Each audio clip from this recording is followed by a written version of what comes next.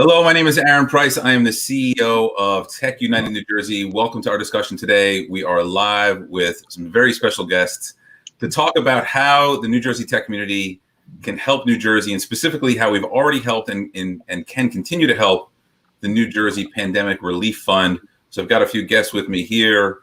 We have First Lady of New Jersey, Tammy Murphy. Thanks for joining us. Rick Thigpen, an SVP at PSEG, and the CEO of the New Jersey Pandemic Relief Fund and Chairman of the Board of the New Jersey Food Bank, Josh Weinreich. Thank you all for joining us today. Really, really appreciate your time.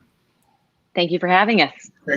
Normally, if we had more time and a live audience, we would encourage the entire audience to sing happy birthday to one of our guests today. So instead, I'm just going to personally extend a very happy birthday and our gratitude for you joining us, First Lady. So happy birthday. I think it's a real reflection of your dedication to, not only be working on the fund, but to, on your birthday, join us in the day after a major storm hits New Jersey. So we really appreciate that. Happy birthday to you. Thank you so much. Thank you so much. I'm sure it's a national holiday somewhere, but here it's not.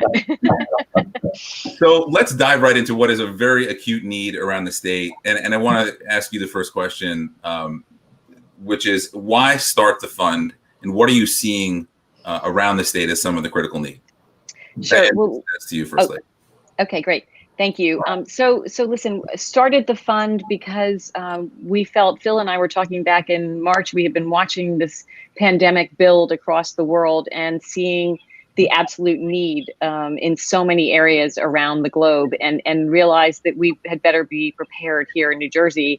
So really started to try and fill in the gaps and to help provide support for the nonprofits on the ground providers who were clearly going to experience a surge. So I would say that's really why we started it, or why I started it. And the second part of the question was, did you say how so tell me the second part. Was it where the pandemic's affected all of us in different ways. Many of us haven't left our neighborhoods and homes for quite a while. And I think you have a unique perspective on what's going on around the state. So what are you seeing? Sure. Let me just say, first of all, about this fund, this has been an incredible outpouring. There's been an incredible outpouring of support, not only by those who helped build this from the very beginning. We had three really big donors who stepped up at the outset, and that was Ray Chambers, the Overdeck Foundation, and then the David Tepper Foundation, alongside many corporates. But I will tell you, that the outpouring of support, to date, we've managed to raise a lot of money, but the really most heart-rending piece of this, perhaps the silver lining, is the way all of the corporations, the foundations, the individuals, and those who are on this call with us even today have just come together so seamlessly and worked so intensely hard on behalf of so many people across the state. Yeah, I know it's been truly the Jersey for Jersey tagline is the effort. I think you're seeing a lot of the rallying of New Jerseyans around the state who want to help one another.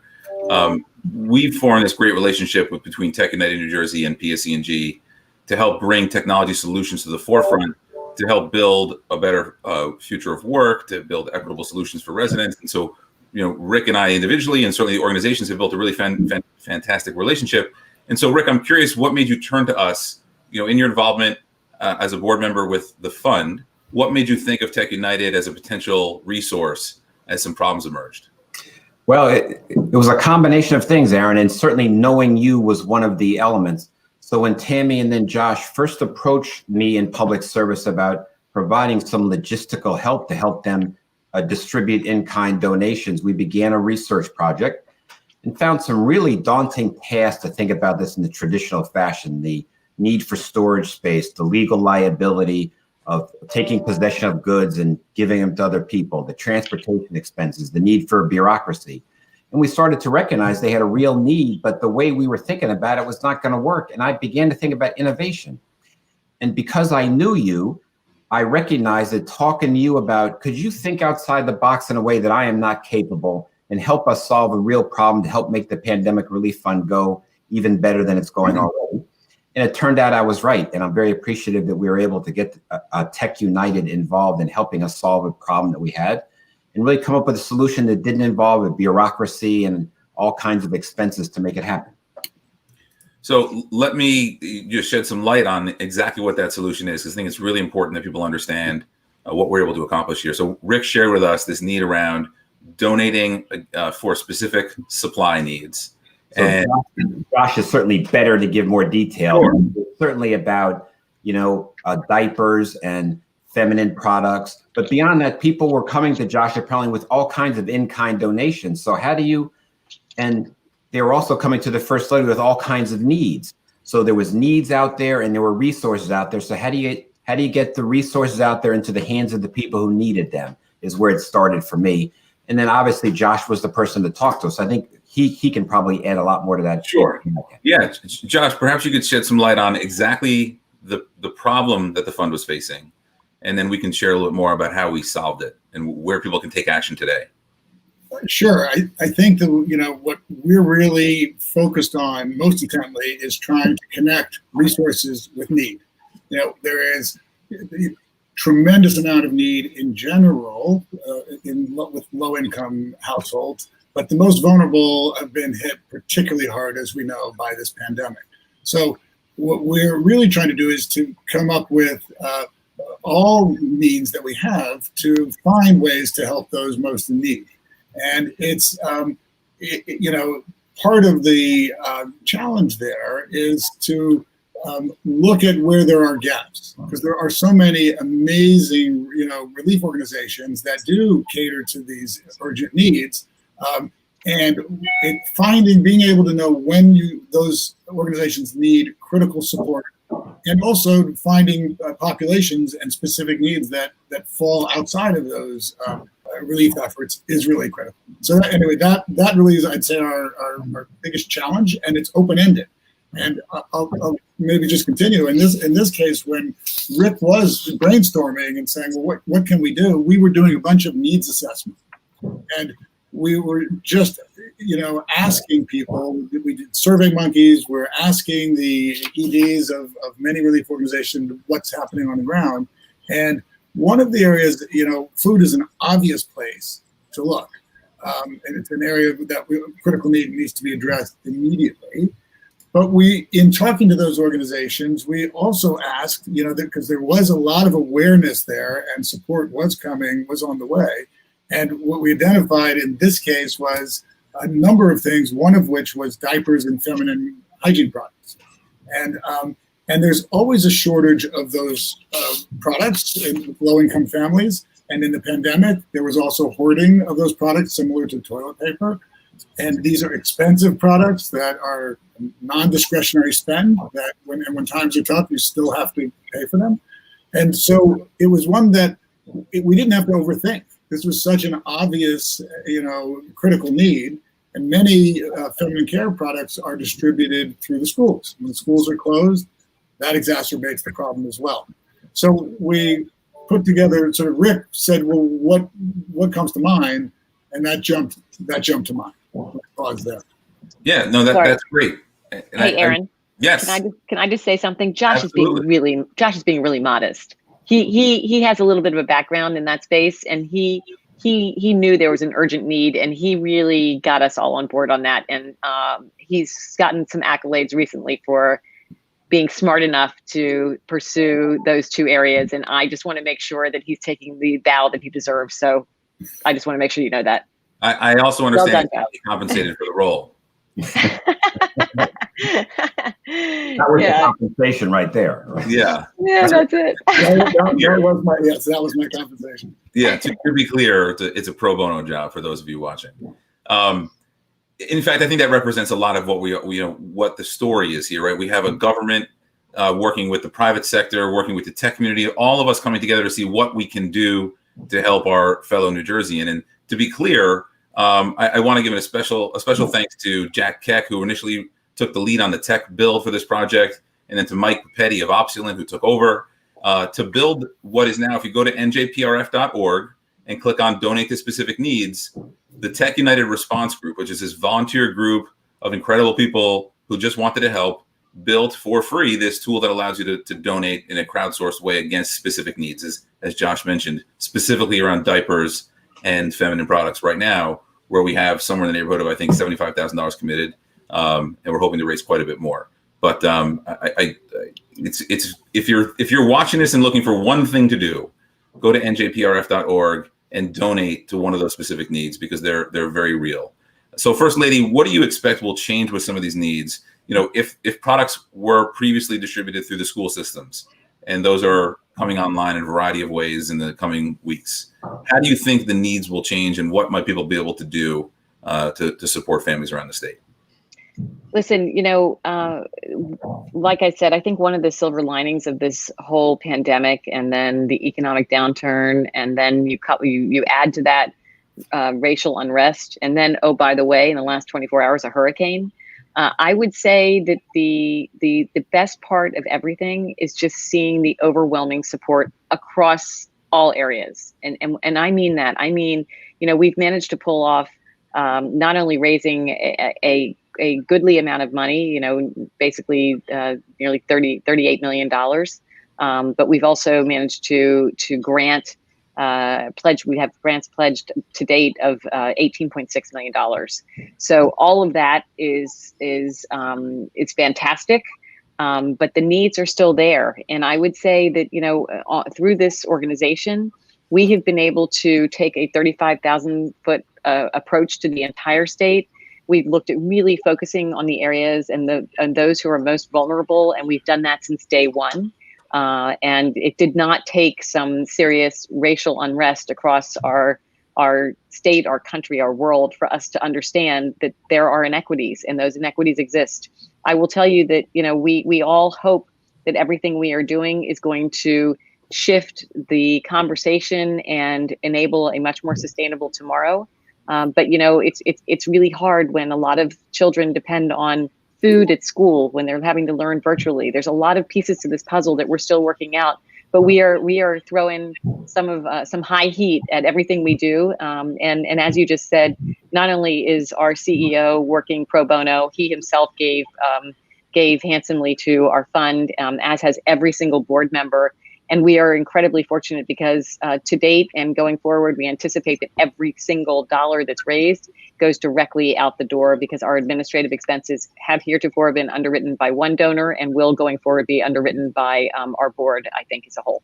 So that's really fantastic. You know, one of the things that we talked about discussing here is what more can the tech community do? And each of you in your own way said, we're not really sure. And I think that's a reflection on you're not exactly sure what the tech community can do. So I'd rather hear from you, what are some of the problems that you're facing so that this group of innovators might be able to think of solutions? And that could be in regards to the fund specifically, or potentially with back to school and childcare. Rick and I have spent a good amount of time talking about equitable solutions, but I'd love to hear what are other problems that you're facing around the state where this group of innovators might be able to lend a hand. That's an open question. Josh, I think you should start that one. Yeah, let me jump in, because what I really love, Aaron, which should be talked about, is when we start talking about tech. When Rick was thinking, what can we do? It was nothing tangible or specific. He said he was just trying to look for ways, broadly to connect resource to need. And then he came to you, and you guys, we got together. And I will never forget your first question wasn't what's a tech solution, what is your technology needs. Your question was, how can we help? And that is so important and so powerful. And you had a number of people who had that same mindset. And that's what drives us in the Pandemic Relief Fund. It started with Tammy's leadership. She's only interested in those who are passionate about wanting to help. And that's the only requirement to be on this team.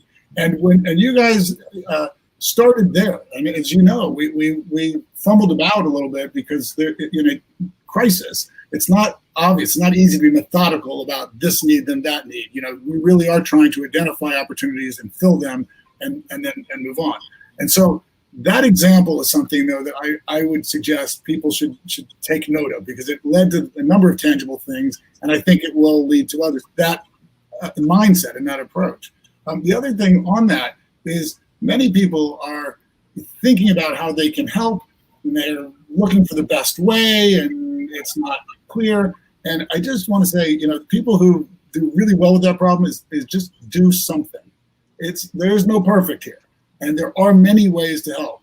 And I see also that overthinking this can lead to paralysis. It's like sometimes the best solutions are right in front of you, just the obvious thing. It doesn't require overthinking. So in pulling that together, that's how I approach. That's how TechUnited approached this problem. And now we've got a couple of tangible things, and I'm guessing that will lead to others. Same approach, same one. We're very proud to be associated with it. We're here to be representative and supportive to the tech community and the community in general around New Jersey. So we're very proud to have been associated with this. Rick, we spent a lot of time talking about solutions that build equitable or building equitable solutions. And I'm curious if you think that the pandemic and some of the fund relief has highlighted some of those issues, and where you think there might be opportunities for the community in general. And again, problems you're seeing where the tech community might have a voice or an idea to solve. Well, a couple of things. There is absolutely no doubt that the pandemic has highlighted pre-existing inequities in our society in so many different ways that have been really emphasized by the murder of George Floyd and what's gone on in our country afterwards. I really tip my hat to our First Lady as well as to Josh, in that they are on this topic. They understand the importance of equity, and the Pandemic Relief Fund is doing a great job at thinking about it and taking action towards it. But having said that, Josh, Aaron, I'm sorry, there is absolutely no doubt that inequities are a really serious problem in our society. And the pandemic has in one way done us a favor to recognize the difficulties for all of us by allowing those inequities to continue. And I recognize there are some Americans who are slow to get this message, but there are lots of Americans who are beginning to recognize that, in fact, leaving these inequities alone are really going to help harm our society, so to speak. So I'm cautiously optimistic about the lessons we are learning. There are so many levels of people being impacted on this devastatingly who don't have economic means to respond to it. And it's really, to me, proving to be quite a challenging subject. And the Pandemic Relief Fund has done a great job of making me think harder about these inequities, how to get young people to go to school, how to get young people daycare so their parents can go to work, how to deal with people who don't have the same access to healthcare as others, how to help people who aren't documented citizens, but who can still be spreaders of the pandemic, how to deal with the fight over healthcare in the middle of a pandemic. So enormous challenges. I really do commend the Pandemic Relief Fund for being alert to the challenges and taking a leadership on how to respond to them. And I'm thinking that we're all going to learn some lessons as we go through this experience together. And you're also, not to get too far off topic here, but I know that you're, I believe, chairman of the PSEG Foundation, and PSEG's made a commitment as well towards equitable solutions. Is that right? Yes, I can't be prouder of helping move my company into the future as well. We are doing a Powering Equity and Social Justice initiative that I'm extremely proud of. That a public service has at its core a commitment to make New Jersey a better place. Our state is really deeply burdened with inequities, ones that when you do a little research, it actually shock you about what's going on in New Jersey. This is not a state that was a part of the Confederacy and you might think would be, burdened with those racial issues of the past. But there is absolutely no doubt that inequity is a big challenge in New Jersey. And if public service can play some role in helping power our state towards recognizing that those inequities are bad for our state and that social justice is the way forward, I'm going to be extremely proud of having been an officer of public service and helping make that happen. And I'll be extremely proud to see my company continue to do the thing that made it great, which is help make New Jersey a better place by addressing that issue. And it's an issue that touches all of us. Agreed. It's a great commitment. Tammy, I know we're moving into a second phase of the fund, but I was hoping you could share, you alluded to this earlier about some of the financial distributions, but some of the successes and recipient organizations in the first phase of the fundraising for the Pandemic Relief Fund. Sure. So we, as of the end of July, I would say we had raised $38 million. Of the $38 million that we raised, 28% came from corporations, about 32% came from foundations, and to my great joy, 38% has come from individual donors. And that takes me to another point I just want to throw out there, and that is that we have over 57,500 donors who have contributed to this fund, which you consider we've been around for, 5 months now? That's a really extraordinary number of individuals who have come through. And that doesn't mean, these are people who are giving major gifts. These are people who are having T-shirt competitions and lemonade stands and photography competitions and asking that the birthday money be given to the fund. I mean, this is an incredible outpouring of support. So in that respect, that gives me great joy. We've had donations come in from every county in the United States, every county in New Jersey, every state in the United States, and from 11 international countries. So we are really fortunate.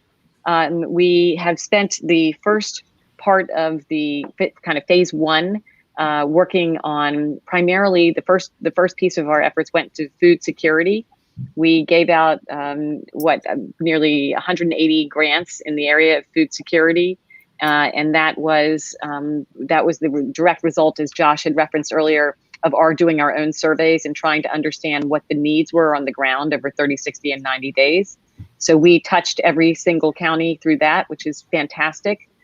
We secondarily worked in the area of medicine, telemedicine, and we supported the health hubs across the state as they tried to provide for the most vulnerable, those being whether they were homeless, pregnant women, or people who were drug addicted. And that was really an important group to hit.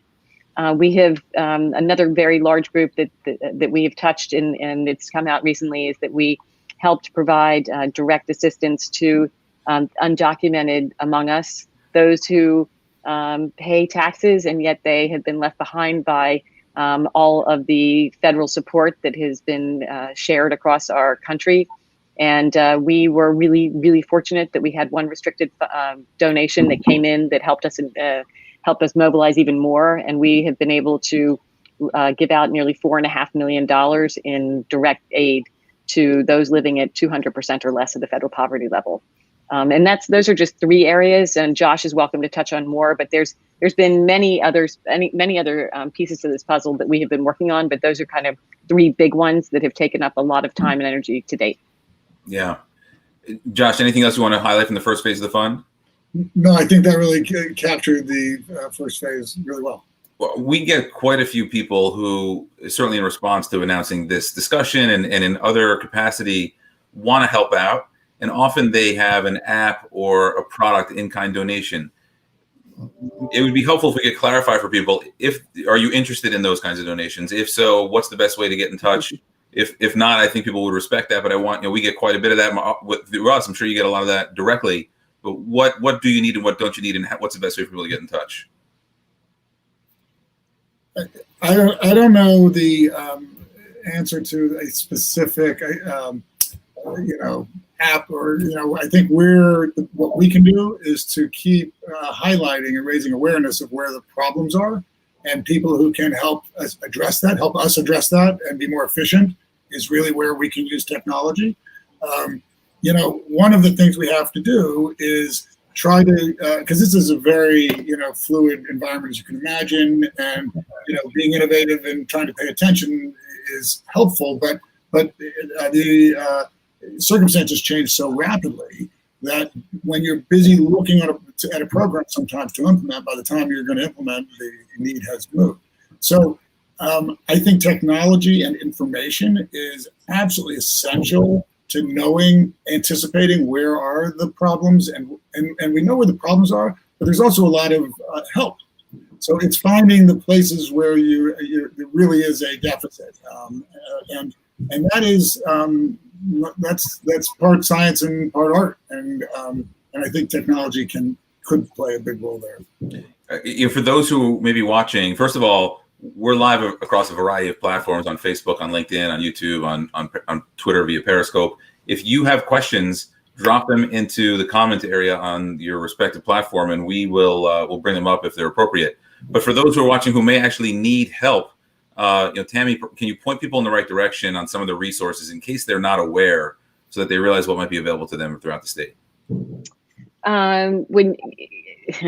Well, see, I think that where I would answer you on that, Aaron, is I would tell you in the first phase of our fund, we were looking at urgent critical needs, and we were really not only focusing on shoring up food security and health and medicine, like I had just talked about, but also we responded to, I think, nearly 900 online grant applications. We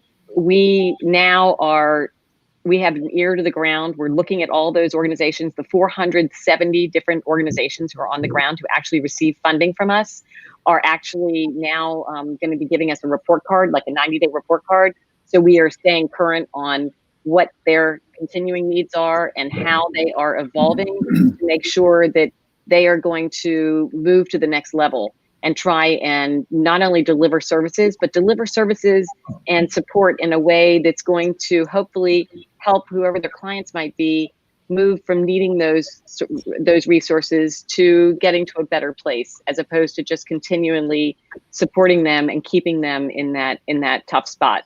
Not to say that our partner organizations are not fantastic and aren't doing great work, but we are holding ourselves and those who work with us to a really high standard now, that we are saying, okay, we understand that that's what the service you've been delivering, but is there some really bold, innovative, something that's really an idea that you've wanted to do, and in terms of delivering your services or trying to address a particular need that you have not to date been able to support financially? We're really hoping that we are going to be the ones who are going to help move the needle and just really take us to a better place going forward. The list of the organizations to whom we have given money, there are 470. So at the risk of stating one and leaving out, 469, I don't want to start singling out the ones who are my favorites. So I will not do that. But I will tell you that you can read about every single organization we've supported to date on our website. Yeah, that's fantastic. Hey, go ahead. Oh, go ahead. I'm sorry, I interrupted. No, the floor is yours. I want to connect something that Rick said and something that Tammy did. Rick pointed out that the vulnerable populations in the state were vulnerable long before the pandemic. And there are systemic problems and that get addressed in varying degrees. And so now that there is a heightened awareness of critical need, what I think the hope is that we find solutions that don't just get us back to where we were, but that really help to put us in a better place. And what Tammy did, which was, I think, just by instinct, when she coined the Jersey for Jersey event that we had and the name, it was a great way to raise awareness and bring people together. But it specifically engaged the community to do something for their neighbors. That is something that transcends this pandemic. That is life altering. And that is part of where the solution will come to finding these long-term solutions. There's going to be no easy fixes. So we know that. And it's going to take constant attention of people trying to bring the resources and putting them where the need is. So I love right in front of us what just is happening here is the magic. And it doesn't happen overnight, but it is happening in our state, and it really needs to be, we need to call attention to it. It's fantastic. Yeah, I couldn't, in getting involved with what was the New Jersey Tech Council and now having rebranded as TechUnited New Jersey, one of the reasons we did that is because I have found that the magic of this community is when we unite and when we actually get together. A council is a body that convenes and sort of tells others what to do versus bringing people together and seeing what unfolds among us. And so that's exactly what we've seen happen here with the various stakeholders we have around the table and the solution that this community rallied around. I heard from Rick that there was this need, debriefed with Josh and the team, started posting online. I think my first post was on LinkedIn, and I had 60 people raise their hands to say, what can I do to help? Let's get on a call tomorrow. And not long after we launched this site. So I'm enormously proud of that. And I hope that you'll all see this as a continued vehicle for other problems that come up, because I know the tech community is ambitious and eager to help out with some of these things. Rick, we talked about the opportunity for innovation in New Jersey and how it could play a role in helping those affected by the pandemic. What do you see as the longer term opportunity for the innovation community to actually have an impact here? Oh man, first off, that opportunity is absolutely enormous. Part of the fact is dialogue is key, because we are burdened with not understanding all the things that are possible through innovation. But we should not forget, we're sitting here now talking via this webinar, and a national communications network was first established by Bell Labs right here in New Jersey. Everybody who's listening is powered by a computer that was first which is powered by electricity, which was created by Thomas Edison right here in New Jersey. Aaron, I know you're wearing those patent leather shoes I see you wear all the time. That was a great invention of Seth Boyden, who's got a statue on Broad Street in Newark and who's also in New Jersey and a great inventor, right? So innovation is such a big deal, and you don't know what it is until it's brought to you. People like myself don't know those innovation possibilities, but hopefully some of us are smart enough to talk to people like you and create the dialogue and create so you understand needs, and the innovators can help us find new solutions, which can make a big difference. And don't forget, Thomas Edison, the great man he was, think of the economic activity generated by the invention of recorded sound and the light bulb. And he's the inventor of the industry in which I work, electricity. And he also invented the distribution system. So innovation has an enormous history in New Jersey, and the possibilities are enormous. And just what we've done with you so far is a sign that innovation can really play a big role in more things than we recognize. And innovation is going to be a part of the future of public service. So I'm also very pleased to have us associated with you.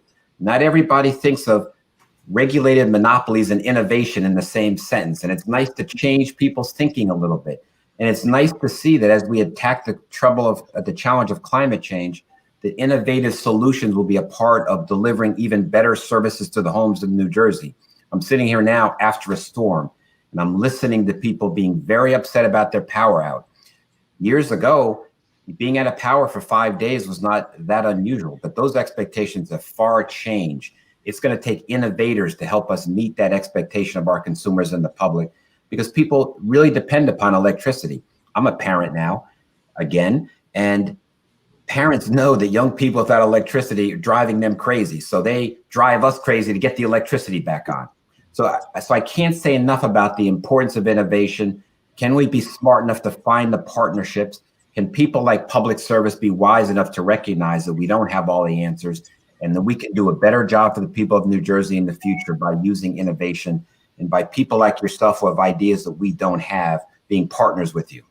So I can't say enough about the role of innovation. And just what we've done with Josh and the Pandemic Relief Fund together just reminds me that there's enormous potential together by being partners. It's almost like Josh talked about social justice, by talking to each other and working together, how much better all of our lives can be. And how about that model? Yeah, I mean, it's not an accident that we ended up in this room virtually together. And I want to give Tammy and the governor credit on creating an environment that encourages innovation. Yes. I've been involved in the tech community for a decade in New Jersey, and this kind of thing didn't really happen before. And other, neighboring states had these communities built and worked together much more cohesively. And that's changed dramatically. I really do mean to give the governor a lot of credit there, because it's encouraged a PSEG to come to the table. We have other partnerships with TechUnited that will do other good things for the state that are going to make a difference. In this case, with PSEG, for those who aren't aware, we're giving away a $50,000 cash prize to the most interesting clean tech startup at our annual Propellify event, which is in October. Good job. Excuse me. That's really important, because hopefully these innovators are going to give us new ideas to help make energy efficiency easier to bring to everybody's home, to help us reduce our energy usage, to help us fight climate change by using less, because we're Americans, so we're energy hogs. We use much more than other people do.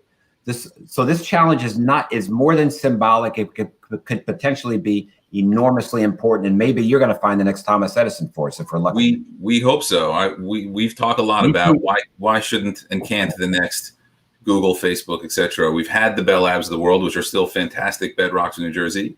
Yes. And I think we're long overdue for the next round of several companies like that. And I hope things like this, these kinds of partnerships will inspire entrepreneurs to do that. It's worth noting maybe one of the few upsides of the pandemic. I won't scare you with it, but I can be business up top and wear shorts on the bottom for things like this. And nobody knows. So I happen to actually be barefoot at the moment. I'm sure you love. Thank you for that detail, Aaron. Well, since you told me out in the shoes, I want to let you know. Yeah. Tammy, I wonder, what are other needs that you see might be right around the corner, right? There are people who hopefully will donate cash to this immediately. Yep. We'll surface other problems as we see them. But what do you want people thinking about after the summertime, and to be aware of, like, this might be something that could help my fellow New Jerseyan? Listen, if you're talking explicitly about technology, The needs are there are needs everywhere you look, and I hardly feel compelled to tell you this specifically, Aaron, but whether it's contact tracing, I mean, being able to get contact tracing onto our machines, or whether it's e-commerce and contactless payments. I mean, that's another piece of this puzzle that really I think we all are trying to figure out. Every day when I go and buy things, I'm now finding it's a lot easier. But there's a lot of small businesses out there that need a lot of support in this space. And look at us. I mean, Josh, our CEO, and I met because we're remotely working, and that's another space that's going to be ongoing for a long time. Yes, Josh and I met in person. I think we've now met twice in person, right, Josh? Yeah. But we talk to each other, 10 times a day at least. And then I think the most obvious gaping divide at the moment is just the digital divide, and that is something that we've all seen, and we know that school's getting ready to start again, and what does that imply, and what are the needs in that space? I could say more. Telemedicine. I mean, there are so many urgent needs at the moment, but those are all in the technology area. We also have, childcare is hanging out there as a really is a really big problem, because people who can't get back to work, what are they going to do? We are going to continue to see needs for women and minority-owned businesses. Obviously, that's a sector we all need to support, and we should support. Our small businesses are some of our biggest providers and are our engine across New Jersey. But I could list many areas. Aaron, I'm not trying to be difficult in that front, but I will just tell you that as you look over your shoulder, quote a really good friend of ours, I'm honored to say, John Bon Jovi, he just says, "Do what you can." And it really is do what you can. It doesn't matter how little it is, but just think about the next person over and how you can provide your neighbor with a virtual hug in whatever way you can do it, because that's essentially what we're doing. We're trying to give that virtual hug, and we're trying to bring it in person to the many across our state who really don't want to seek resources. They don't want to find themselves in that place. No one wants to be in that place. But we're trying to give them a little bit of a smile and a go fight win attitude, and that's what we're going to continue to do. Yeah, well, I think keep up the good work. I think it's worth mentioning, because you brought up a few programs specifically that we have partners that are working on. I want to make sure that the community is aware, which is a health tech alliance with Hackensack Breeding Health, where Sandra Elliott and Bob Garrett have been fantastic partners who also are interested in fast tracking the right contract tracing tools. They're doing everything they can to obviously to fight this the pandemic. And with Verizon, we're soon to announce also a program that will help small businesses. So, this theme of us all working together and big companies trying to help small is very real and alive and well. And I'm proud that, TechUnited and all of us can be a part of trying to move that forward. I think, Tammy, you can appreciate that with my mom watching, and she's asked a question. I probably should have gone to it first, but she's been encouraging me to think about how TechUnited could play a role specifically in the digital divide. The issue with connectivity is very real. The issue with access to hardware is very real. Is there anything that any of us could do, especially as schools reopen, to try to move that forward and help our neighbors? Well, I would say absolutely. I think that I would like Josh to address this in some way, but I think that our fund is trying to understand right here and now how we can help move the needle in this space specifically, and we are trying. It's literally now. So two things. One is, I would say, reach out and contact us if you want to help us. We need all the help we can get, because we are mighty, but we are few, and we want all good partners out there to join us. And I also, just since I have the power of the mic, I just want to say, Mom, you've done a great job raising Aaron, and he seems to be an incredibly sophisticated, thoughtful, and a very good citizen in our world, and that's what we need, are good citizens. So thank you. And that's the end of the show. Thanks for coming. I really appreciate that. That certainly makes my mom proud. I really appreciate you saying that, barefoot or otherwise. But I just want to make sure we clarify one piece of this, because we do get a lot of these requests. I imagine you do as well. When you say anyone who wants to help, I know you mean cash. If people have other means of helping, whether it's their own employees and resources, can you be a little more specific there? Because sure. I want to make sure you don't waste anyone's time or yours. And listen, I think that we are diving into this as we speak. Everyone knows that school is starting in 4 weeks. Everyone knows that there are needs not only in the Wi-Fi access space, but also in the actual devices. And so I would tell you that the fastest way to help is obviously to give money. But if you have some incredible resources in either of those two areas, then please reach out and let us know. I'm pointing to Josh. But we are determined to really fill in this gap. Good. We lost your mic there just for a moment, but it does look like you're saying you pointed to Josh and reach out to the PRF, njprf.org. And by the way, help us create awareness. And the help us is pointed at the audience here. Whether you're donating or not, if you're posting about the fund in social media, you can help create awareness for others. Every dollar counts here. People are really in desperate need and need your help. So please do not, whether you can donate or not, but please do also spread the word on social media. That can make a very, very big difference. You never know who's listening. Josh, it looks like you want to jump in here. Any final thoughts before we close up? I think we've covered a lot. I don't think we mentioned working with families facing eviction. It's an area that we're really focused on. And we just came out of, Tammy, Rick, and I, out of 2 hours of a meeting where we really, as a board, are really looking at the digital divide. We're listening to the state's commitment to addressing this, and we are looking for ways to not duplicate, but sometimes if we can speed a solution, it makes all the difference in the world. Time is really critical. So back to how you can help. We were very involved in helping to get Trenton, every family there that did not have Wi-Fi, but that had devices, to put that together. And it was a great collaboration with the superintendent district and our fund and the DOE to help put all these parties together. We're going to be looking for ways to leverage that and do it again. And we would invite partners to help us for volunteering, for money, for equipment, for ideas. And we will continue to raise awareness and make it easy for you to find us. But I also like the ideas. Everyone's thinking about big ideas. I'm watching this little thing go across the bottom. If you just think about easing someone's misery today, making their day a little bit easier so that their kid can have diapers, like, how great is that? That's a good place to start. Thank you. It's a good place to start. I want to end on a positive note, and we're living in unusual and difficult times. So I'm hoping we can share a message of hope of where you think that we might be headed in a positive direction, and things that whether you've experienced in these workings or otherwise, just something hopeful that you've seen in your community or at your business. Rick, I'm going to start with you. Well, I think that maybe blessings come in disguise, and in this case, maybe a very deep disguise in this pandemic.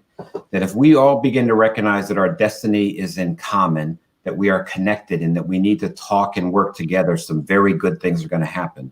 If we can recognize that innovation is one of the things that's going to make our future get better together, then something good will have come from this experience. If we are all now more aware of how these inequities are really eating away at the foundation of our society, then this experience has been a positive one. And I see those things happening. I see more and more people coming together, more and more people recognizing that our destiny is actually in common, whether we understand that or not, and that we are beginning to find solutions to different problems.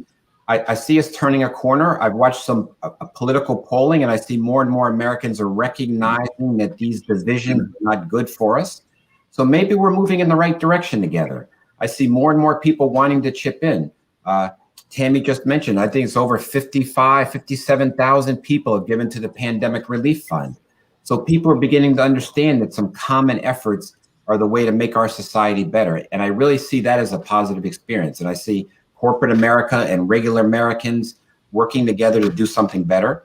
And so I see positive coming from that. And my mother used to always tell me, since today's Mother's Day, that blessings do come in disguise. And maybe I see that happening here.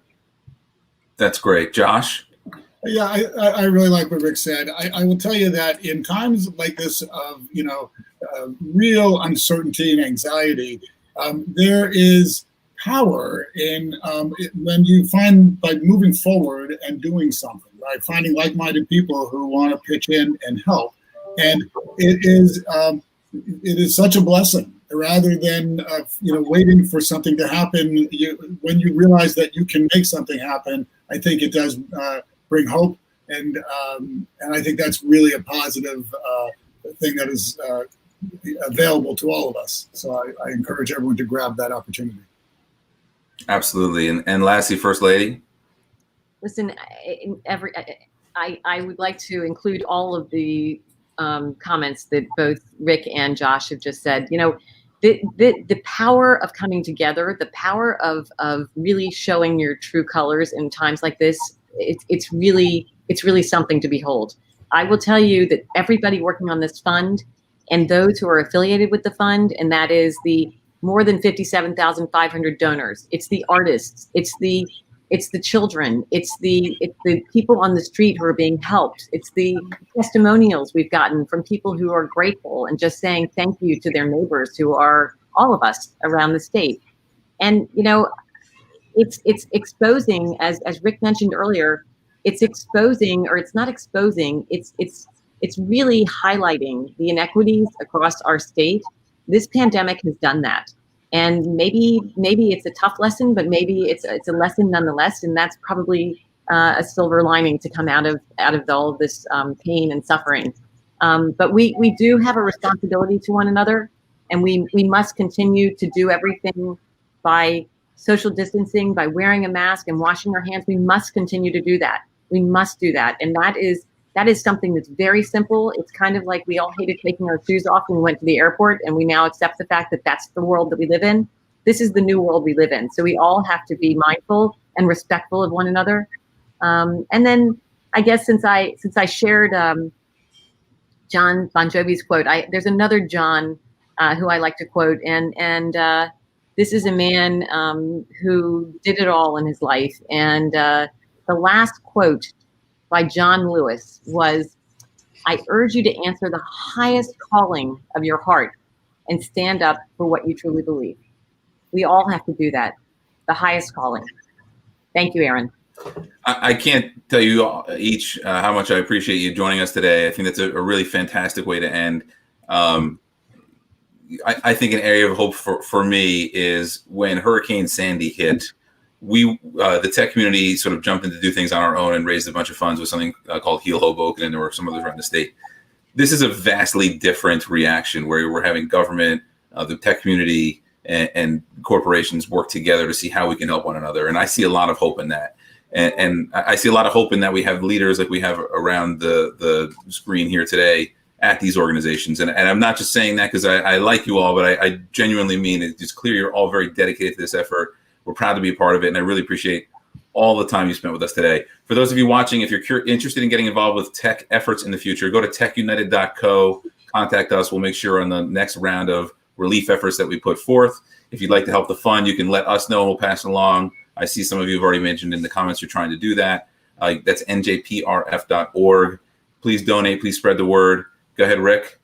And don't forget, if you have new ideas on how to do energy efficiency, join the Innovation Challenge. That's right. Win 50 grand, no strings attached. Yes. That's right.